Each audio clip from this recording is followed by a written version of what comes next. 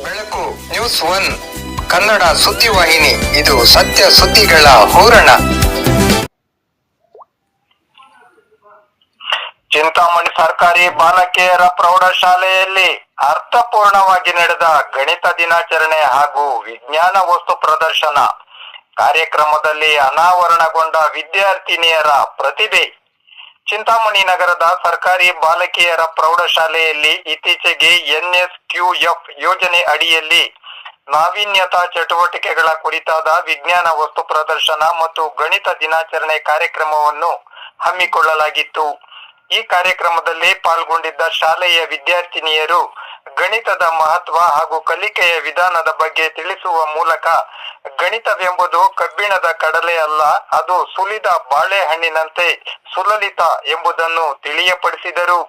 ಮತ್ತೆ ಕೆಲವು ವಿದ್ಯಾರ್ಥಿನಿಯರು ವಿಜ್ಞಾನ ಕ್ಷೇತ್ರದ ಸಾಧನೆ ಮತ್ತು ನೂತನ ಆವಿಷ್ಕಾರಗಳ ಬಗ್ಗೆ ಮಾದರಿಗಳನ್ನು ಸಿದ್ಧಪಡಿಸಿ ಪ್ರದರ್ಶಿಸಿದರು.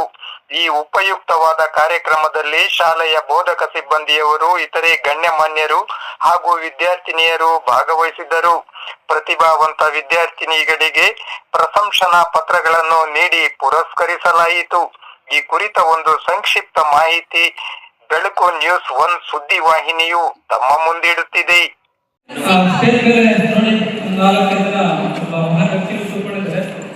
ಅದರಲ್ಲಿ ಮೊದಲಿಗೆ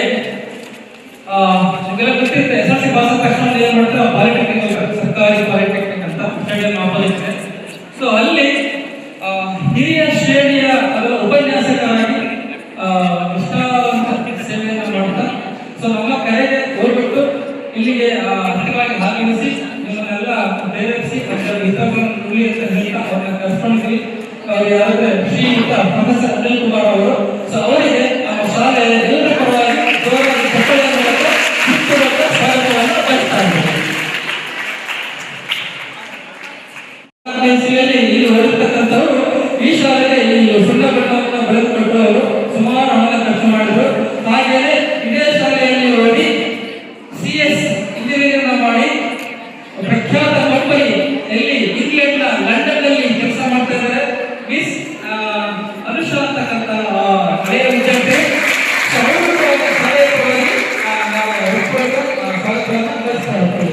ಒಳ್ಳೆ ಹೆಸರನ್ನು ಮಾಡಿರ್ತಕ್ಕಂತಹ ಶ್ರೀ ಸುಭಾಷ್ ಚಂದ್ರ ಸರ್ ಅವರು ಈ ಕಾರ್ಯಕ್ರಮದ ಅಧ್ಯಕ್ಷತೆಯನ್ನು ವಹಿಸಿ ಈ ಕಾರ್ಯಕ್ರಮವನ್ನು ನಡೆಸ್ಕೊಡ್ತಾ ಇದ್ದಾರೆ. ಸೊ ಅವ್ರಿಗೂ ಎಲ್ಲರ ಪರವಾಗಿ ನಾನು ಸ್ವಾಗತವನ್ನು ಬಯಸ್ತಾ ಇದ್ದೀನಿ.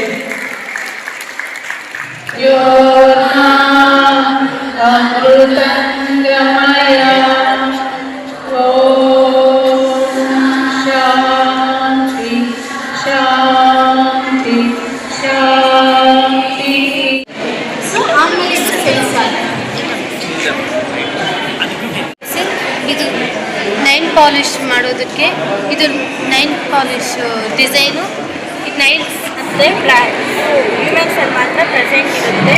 ಈ ಅನಿಮಲ್ಸ್ ಎಲ್ಲ ಡಿಸ್ಕವರ್ ಮಾಡಿದ್ರು ರಾಬರ್ಟ್ ಎಂಬುವರು 1667.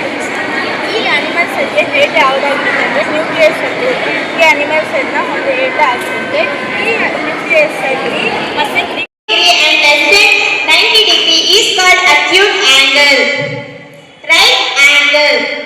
An angle which measures exactly 90 degree is called right angle. Obtuse angle. An angle that measures greater than 90 degree less than 180 degree is known as obtuse angle. Straight angle. The angle which measures exactly 180 degree is called straight angle. Reflex angle. The angle which measures greater than 180 degree less than 360 degree is known as reflex angle. Complete angle.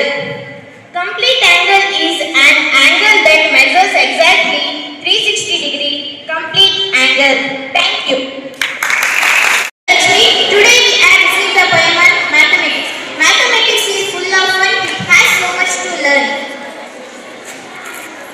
Math gives you strength. Only if you practice math. Mathematics is not only teaches addition and subtraction.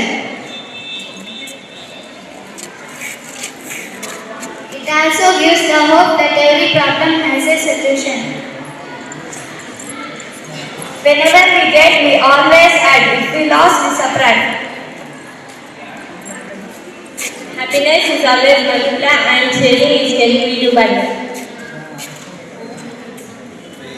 These mantras in our life we always apply. Mathematics makes our life simple in all aspects. It's necessary in our life, without it is difficult to survive. Framework ಅಂತ. So ಈ event ಅನ್ನ organise ಮಾಡಿದಂತ ಪ್ರಾಂಶುಪಾಲ ಮುಖ್ಯೋಪಾಧ್ಯಾಯರಿಗೆ ನನ್ನ ಹೃತ್ಪೂರ್ವಕ ವಂದನೆಗಳು. So ಮೊದಲಿಗೆ ನಾನು ಹೇಳಬೇಕಾದ್ರೆ ಈಗ ಸರ್ಕಾರಿ ಪಾಲಿಟೆಕ್ನಿಕ್ ಚಿಂತಾಮಣಿಯಲ್ಲಿ ಗಣಕಯಂತ್ರ ವಿಭಾಗದ ಆಯ್ಕೆ ಶ್ರೇಷ್ಠ ಉಪನ್ಯಾಸಕನಾಗಿ ನಿರ್ವಹಿಸುತ್ತಿದ್ದೇನೆ. ಸೊ ನಿಮ್ಗೆ ಈಗ ಆಕ್ಚುಲಿ ಒಂದು ಪ್ರೋಗ್ರಾಮ್ ಮಾಡೋ 10th IT ಸ್ಟೂಡೆಂಟ್ಸ್ಗೆ ಕೆರಿಯರ್ ಗೈಡೆನ್ಸ್ ಆಫ್ಟರ್ 10th ಅಂತ 1 ಅವರ್ ಪ್ರೋಗ್ರಾಮ್ ಇರುತ್ತೆ. ಸೊ ಬೇರೆ ಯಾವಾಗಾದ್ರೂ ಒಂದಿನ ಬಂದು ಅದನ್ನ ನಿಮ್ಗೆ ನಡೆಸ್ಕೊಡ್ತೀನಿ. 10th ಆದ್ಮೇಲೆ ನೀವು ಯಾವ ಕೋರ್ಸ್ ಅನ್ನ ತಗೊಳ್ಳೋದ್ರಿಂದ ಏನು ಬೆನಿಫಿಟ್ ಸಿಗುತ್ತೆ, ಮತ್ತೆ ನೀವು ಕೋರ್ಸ್ ಮುಗಿದಾದ್ಮೇಲೆ ಮುಂದಕ್ಕೆ ನೀವು ಎಲ್ಲಿ ಹೋಗ್ಬೇಕು ಅಂತ. ಸೊ ನೀವು 10th ಆದ್ಮೇಲೆ 2 ತರ ಚೂಸ್ ಮಾಡ್ಕೊಳ್ಬಹುದು. PUC ಅಂದ್ರೆ ಸೈನ್ಸ್ ತಗೊಳ್ಬಹುದು, ಮತ್ತೆ ಆರ್ಟ್ಸ್ ಮತ್ತೆ ಕಾಮರ್ಸ್ ಈ 3 ತಗೊಳ್ಬಹುದು. ಅದೇ ಡಿಪ್ಲೊಮಾ ತಗೊಂಡ್ರೆ ನೀವು ಇಂಜಿನಿಯರಿಂಗ್ ಮಾಡಬೇಕು ಅಂತಿದ್ರೆ, ಪರ್ಟಿಕ್ಯುಲರ್ ಆಗಿ ಇಂಜಿನಿಯರಿಂಗ್ ಮಾಡಬೇಕು ಅಂತಿದ್ರೆ ಡಿಪ್ಲೊಮಾ ತಗೊಳ್ಬಹುದು. ಡಿಪ್ಲೊಮಾ ಬಂದ್ಬಿಟ್ಟು 3 ವರ್ಷದ ಕೋರ್ಸ್. ಸೊ ಈಗ ಆಲ್ರೆಡಿ ನಿಮ್ಮ ಈ ಕಾಲೇಜಿನ ಹಳೆಯ ವಿದ್ಯಾರ್ಥಿನಿ ಅನುಷಾನ್ ಅವರು ನಮ್ಮ ಕಾಲೇಜಲ್ಲಿ ಡಿಪ್ಲೊಮಾ ಇನ್ ಕಂಪ್ಯೂಟರ್ ಸೈನ್ಸ್ ಮಾಡಿ ಅದಾದ್ಮೇಲೆ ಇಂಜಿನಿಯರಿಂಗ್ ನ ಮುಗಿಸಿ ಅವರು ಕೆಲಸಕ್ಕೆ ಸೇರ್ಕೊಂಡಿರ್ತಾರೆ. ಸೊ ಈ ಡಿಪ್ಲೊಮಾ ತಗೊಳ್ಳೋದ್ರಿಂದ ಏನ್ ಅಡ್ವಾಂಟೇಜ್ ಅಂದ್ರೆ, ಸೊ ನಿಮಗೆ 50% ಥಿಯರಿ ಇರುತ್ತೆ, 50% ಲ್ಯಾಬ್ ಇರುತ್ತೆ. ಸೊ ನೀವು ಏನು ಇವೆಂಟ್ಸ್ ಮಾಡ್ತೀರಾ ಈಗ ನೀವು ಎಕ್ಸಿಬಿಷನ್ ತರ, ಸೊ ಇದನ್ನೆಲ್ಲ ನೀವು ಪ್ರಾಕ್ಟಿಕಲ್ ಹ್ಯಾಂಡ್ಸ್ ಆನ್ ಎಕ್ಸ್ಪೀರಿಯನ್ಸ್ ಕಲಿತೀರಾ. ಇಂಟಿಗ್ರೇಟೆಡ್ ಬರುತ್ತೆ ಈಗ. ಸೊ ಇದು NSQM ನ ಸೆಂಟ್ರಲ್ ಗವರ್ನಮೆಂಟ್ ಅವರು ಚೂಸ್ ಮಾಡಿದ ಏನಕ್ಕೆ ಅಂದ್ರೆ, ಹುಡುಗರು ಓದ್ತಾರೆ, ಮಾರ್ಕ್ಸ್ ಜಾಸ್ತಿನೇ ಬರುತ್ತೆ, ತಗೊಳ್ತಾರೆ, ತುಂಬಾ ಮಾರ್ಕ್ಸ್ ತಗೊಳ್ತಾ ಇರ್ತಾರೆ, ಬಟ್ ಸ್ಕಿಲ್ಸ್ ಇರಲ್ಲ. ಅಂದ್ರೆ there should be a gap between the students and ಕಂಪನಿಗೆ ನೀವು ಹೋದ್ರೆ ಮುಗಿಸ್ಕೊಂಡು ಅಲ್ಲಿ ಏನ್ ಕೆಲಸ ಮಾಡಬೇಕು ಅನ್ನೋದೇ ಗೊತ್ತಿರಲ್ಲ ನಿಮಗೆ. ಸೊ ಇಲ್ಲಿ ಕಮ್ಯುನಿಕೇಶನ್ ಗ್ಯಾಪ್ ಇರುತ್ತೆ, ಮತ್ತೆ ಟೆಕ್ನಾಲಜಿಕಲ್ ಗ್ಯಾಪ್ ಇರುತ್ತೆ, ಮತ್ತೆ ಹ್ಯಾಂಡ್ಸ್ ಆನ್ ಎಕ್ಸ್ಪೀರಿಯನ್ಸ್ ಗ್ಯಾಪ್ ಇರುತ್ತೆ. ಅಂದ್ರೆ standardising the skill levels across education and training, organising the qualifications from level 1 to level 10. So based on the knowledge, skills and responsibilities. So ಇದು ಏನು ಮಾಡುತ್ತೆ ಅಂದ್ರೆ creating the pathways for lifelong learning ಅಂತ. So ಈಗ ನೀವು Kannada, English, science ಒಂದು 6 subject ಓದ್ತಾ ಇದ್ದೀರಾ, ಅದ್ರ ಜೊತೆಗೆ ಇನ್ನೊಂದು ಸಬ್ಜೆಕ್ಟ್ ನ ನೀವು ಚೂಸ್ ಮಾಡ್ಕೊಬಹುದು. ಸೆಂಟ್ರಲ್ ಗವರ್ನಮೆಂಟ್ ನಿಮಗೆ ಆಪ್ಷನ್ ಕೊಟ್ಟಿದ್ದಾರೆ. ಸೊ ಯಾವ ಆಪ್ಷನ್ ಅಂದ್ರೆ ನಿಮ್ಮ ಪರ್ಟಿಕ್ಯುಲರ್ ಫೀಲ್ಡ್ ನ ಚೂಸ್ ಮಾಡ್ಕೊಬಹುದು. ಈ ಮೊದಲು CBSE ಸಿಲೆಬಸ್ ಅಲ್ಲಿ ಇತ್ತು, CBSE ಇಂದ ಸ್ಟೇಟ್ ಸಿಲೆಬಸ್ NCERT ಸಿಲೆಬಸ್ ಅಲ್ಲೂ ಇನ್ಕ್ಲೂಡ್ ಮಾಡಿದ್ದಾರೆ. ಮಕ್ಕಳಿಗೆ ಅಡಲ್ಟ್ ಏಜ್ ಅಂದ್ರೆ 8ನೇ ಕ್ಲಾಸ್ ಇಂದ 10ನೇ ಕ್ಲಾಸ್ ಓದಬೇಕಾದ್ರೆ ಅವರು ಬೇಕಾಗಿರೋ ಸಬ್ಜೆಕ್ಟ್ಸ್ ನ ಚೂಸ್ ಮಾಡಿಕೊಂಡು ಕಲಿತು ಕೆರಿಯರ್ ನ ಬಿಲ್ಡ್ ಮಾಡಿಕೊಂಡು ಬೇಕಾಗಿರೋಂತ ಆಪರ್ಚುನಿಟೀಸ್ ನ ಕ್ರಿಯೇಟ್ ಮಾಡ್ಕೊಳ್ಳೋದಕ್ಕೆ ಒಂದು ಅವಕಾಶ ಮಾಡಿಕೊಟ್ಟಿದ್ದಾರೆ. ಸೊ ನಿಮ್ಮ ಸ್ಕೂಲ್ ಅಲ್ಲಿ 2 ಕೊಟ್ಟಿದ್ದಾರೆ, ಒಂದು IT ಮತ್ತೆ ಬ್ಯೂಟಿ ಅಂಡ್ ವೆಲ್ನೆಸ್ ಅಂತ. ಸೊ ಇದನ್ನ ಇಂಟರ್ನೆಟ್ ಮಾಡಿಕೊಂಡು ಚೆನ್ನಾಗಿ ಕಲಿತು ನೀವು ಇದು ಮಾಡ್ಕೊಳ್ಳಿ. ಸೊ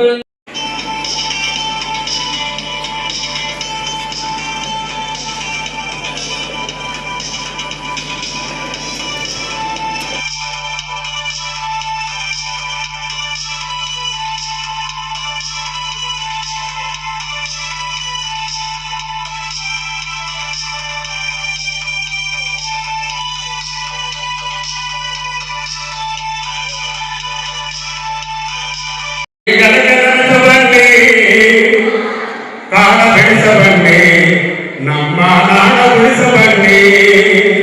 ಕಾಲ ಬೆಳೆಸಬನ್ನಿ, ನಮ್ಮ ನಾಡ ಉಳಿಸಬನ್ನಿ. ಓ ಆ ಓ ಆ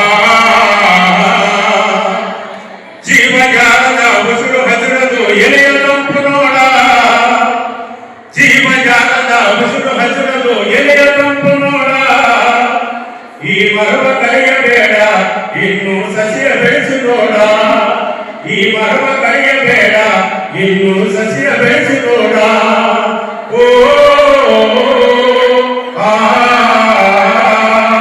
ಓ